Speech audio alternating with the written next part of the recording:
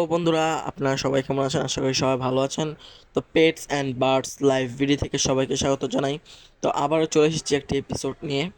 তো র্যানামাইসিং মুরগির কি কি কাজ করে সেটা আজকে আপনাদেরকে দেখাবো। তো আপনারা তো অবশ্যই ভিডিওর থাম্বনেল থেকে বুঝতে পেরেছেন কি নিয়ে আলোচনা করব। তো আমি মূলত র্যানামাইসিং ওষুধটা নিয়ে আজকে আলোচনা করব। তো প্রথমে আমরা র্যানামাইসিং ওষুধটা কিভাবে পানির সাথে কতটুকু দিব সেটা নিয়ে এখন আলোচনা করব। তো আমি প্রথমে 2টি র্যানামাইসিং এর ট্যাবলেট নিয়ে নিলাম। তো এই ট্যাবলেটটার দাম হচ্ছে আপনার 10 টাকা, 2টি ট্যাবলেটের দাম 10 টাকা।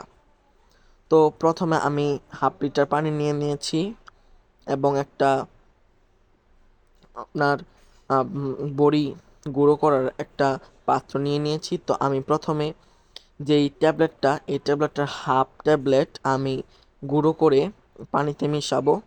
তো আপনাদেরকে দেখাই, প্রথমে আপনারা হাফ ট্যাবলেটটা এভাবে, যদি আপনাদের মুরগি অনেক বেশি থাকে তাহলে আপনারা পুরোই একটা ট্যাবলেট দিয়ে দিবেন 1 লিটার পানিতে। তো আমার যেহেতু মুরগি কম, সেহেতু আমি আপনার হাফ ট্যাবলেটটা দিয়ে দিচ্ছি আর হাফ ট্যাবলেটটা একটি কাগজে মুড়িয়ে রেখে দিচ্ছি। তো এখন আমি এই ওষুধটাকে গুঁড়ো করব। তো আপনারা দেখেন, আমি প্রথমে এই ওষুধটাকে যেই পাত্রে নিয়ে নিচ্ছি, এখন এই পাত্রে গুঁড়ো করা শুরু করে দিলাম। তো প্রথমে আপনারাও এভাবে গুঁড়ো করবেন।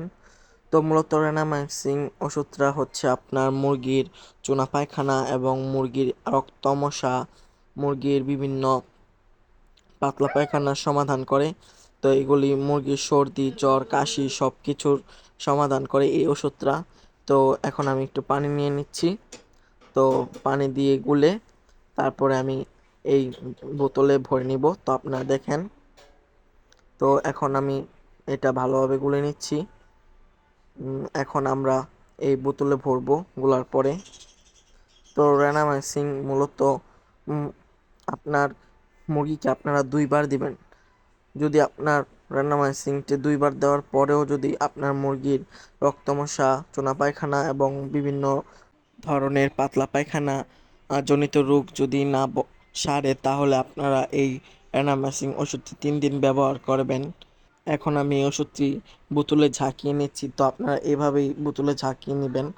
তো এখন আমি ঝাঁকিয়ে নেওয়ার পরে এখন আমার মুরগির জন্য খাবারের পাত্রে এখন আমি এই রেনামাইসিং, যেই রেনামাইসিং এর ওষুধটা আমি গুলেছি সেটা এখন পাত্রে দিয়ে দিব। এখন পাত্রে দিয়ে দিলাম, তারপর এখন আমার মুরগিগুলো ছাড়বো। তো আপনারা দেখেন, তো এখন আমরা পাত্রটা এদিকে রেখে দিয়েছি, এখন আমার এই মুরগিগুলো ছাড়বো। তো এখন আমি মুরগিগুলো ছেড়ে দিয়েছি। তো এখন বর্তমানে আমার 5টি মুরগি রয়েছে। তো আগে আমার 20 থেকে 15টা মুরগি ছিল। তো কোনো একটা কারণে সেই মুরগিগুলো আমি সেল করে দিয়েছি। তো আমার মুরগিগুলো কিন্তু পানি খাওয়া শুরু করে দিয়েছে। তো আপনাদের যদি এই ভিডিওটি ভালো লাগে তাহলে অবশ্যই একটা লাইক এবং ভিডিওটাকে শেয়ার করে দিবেন, আমার এই চ্যানেলটাকে সাবস্ক্রাইব করে দিবেন। দেখা হবে আবার অন্য কোনো ভিডিওতে।